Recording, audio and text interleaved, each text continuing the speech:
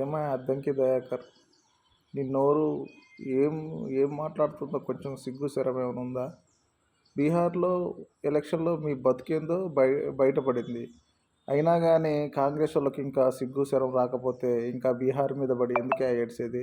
మీరు ఇక్కడ ఏదో ఏడ్చిరుగా, పగలు తీశారుగా, ఏదో అనుకుంటున్నారుగా, మీరు ఓటు చోరీ చేయలేదని మీకు అనిపిస్తుందిగా, దొంగ ఓట్లు, 8 సంవత్సరాల పాపకి ఓటు, ఇవన్నీ ఆడ నుంచి వస్తాయి. ముస్లింల కోసం మీరు తాయిరాలు ఇవ్వడం, మంత్రిని చేయడం, ఇవన్నీ మీ పార్టీలో ముస్లింలకు ఇవ్వాలనుకుంటే ఎప్పటి నుంచో పనిచేసిన వాళ్ళు చాలామంది ఉన్నారా?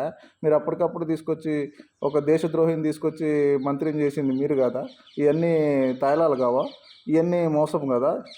మీరు బీహార్లో అది చేశారని అద్దంకి దయాకర్నికి ఏమైనా సిగ్గుసరం ఉంటే కొంచెం నోటికి ఏదొస్తే అది మాట్లాడడం కదా, కొంచెం తెలుసుకొని మాట్లాడు.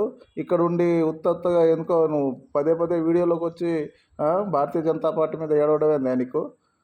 మోడీ గారి యొక్క చరిస్మాని చూసి తట్టుకో. మీరు రాహుల్ గాంధీకే దిక్కు దిగడం లేదు, నీలాంటోడు ఏందా? తెలంగాణలో ఏదో మీరు ఏదో పొడగబోస్తాం అనుకున్నారుగా, వచ్చే ఎలక్షన్లో చూసుకుందాం. ఇక్కడ కాంగ్రెస్ బీజేపీ అనేది తెలిసిపోతుంది. ఇవాళ ఏదో మీరు మభ్యపెట్టి ఒక ఎవరినో తీసుకొచ్చి నిలబెట్టి ఏదో తేలాలు చేసుకుంటా మీరు ఆ ముస్లింల ఓట్ల కోసం ఇవన్నీ ప్రలేపాలు పలికారో మీకు తెలియదా? అయినా కానీ ఎందుకే మీకు బీహార్ గురించి, బీహార్లో మీ పార్టీ పరిస్థితి ఏందో అందరికీ తెలుసు, నవ్వుకుంటున్నారు అందరూ. ఇంకెందుకు అద్దంకి దయాకర్, నీకు సిగ్గు శరం లేదు. అయినా కానీ నువ్వు పదే పదే వీడియోలోకి వచ్చి నువ్వేదో పెద్ద ఇది చేస్తానని చెప్పి ఇది చేస్తున్నావు. కొంచెం కూడా మతి ఉండి మాట్లాడు. బీహార్ మీ పరిస్థితి ఏందనేది మొత్తం ప్రపంచానికి, రాష్ట్రానికి, దేశానికి మొత్తానికి తెలిసింది.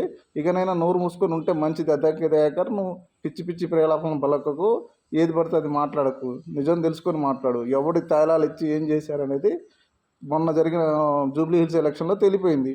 నువ్వు ఇంకా ఏం చెప్తావు? కొంచెం కూడా మతి లేకుండా మాట్లాడతావు. యూలెస్ ఫెలో.